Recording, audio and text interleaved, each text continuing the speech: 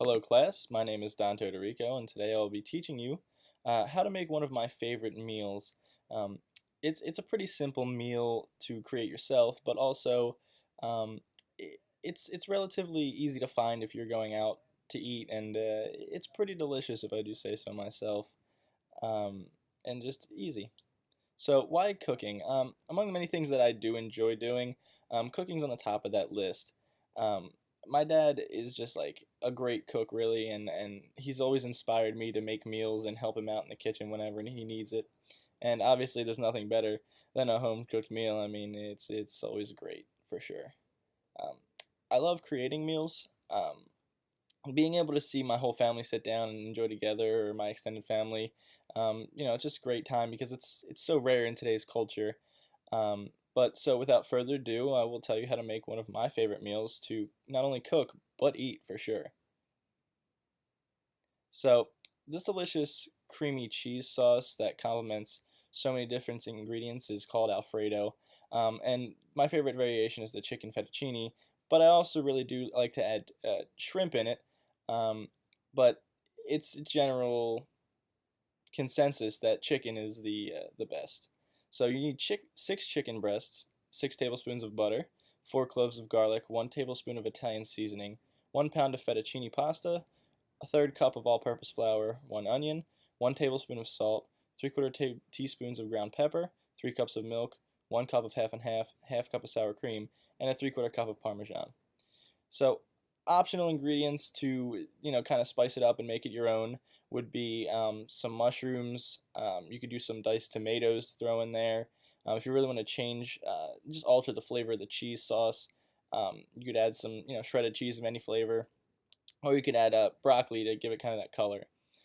So the first thing you want to do is you want to cut up your ingredients, namely the chicken. You'd like to cube it. It's easier, it's bite size, but it's up to the cook's discretion what size they want to make the chicken. The clove of garlics need to be minced just to kind of spread it out evenly and not chew a giant piece of garlic. And the onions, same thing. You just want to dice them and keep them even and uniform. So then what you want to do is you want to take your chicken and put a little bit of butter in the pan. Warm that up, throw some garlic, throw the garlic in there, about 2 cloves worth, seasoning of your choice, and you just want to saute that for a little while. You can use any seasoning really. Italian is just the one I prefer. Um, so after combining these ingredients, you want to cook it on medium heat until the chicken is no longer pink inside. It will cook a little bit more later on when you add it to some hot ingredients, but you don't want to you don't want to overcook it. So it's a little bit of a timing thing you got to get down. And then you want to remove the chicken from the skillet and set it aside for later.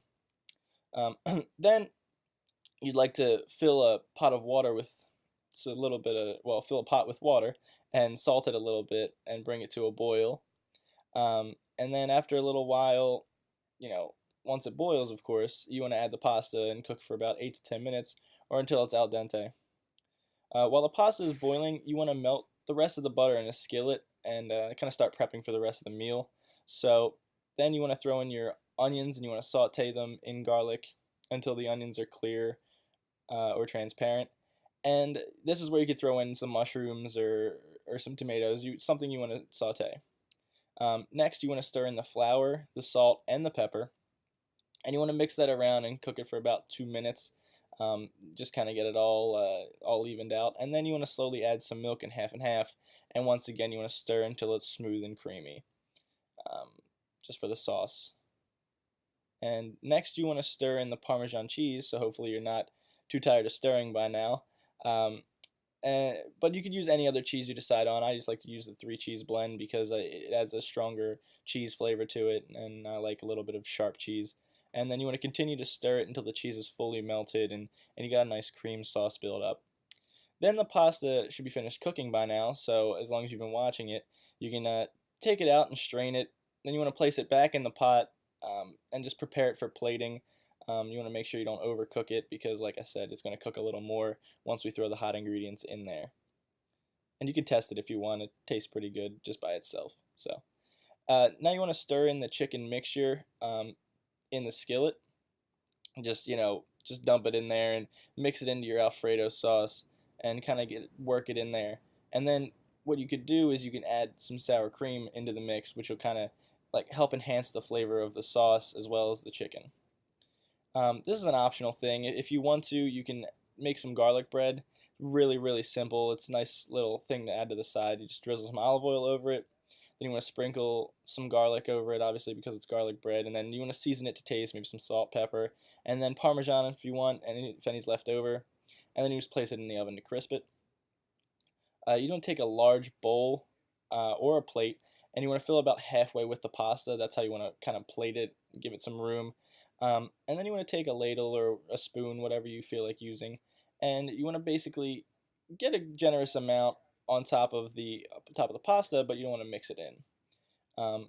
Then you want to make sure to evenly distribute it because, like I said, you don't want too much sauce or too much chicken. You want to make it look balanced and kind of make it more appealing to the eye. And then you can garnish it with parsley or some other basil or other garnish just for taste. And look, it's all about presentation, like I've been saying. So you want to make sure it looks almost as good as it's going to taste.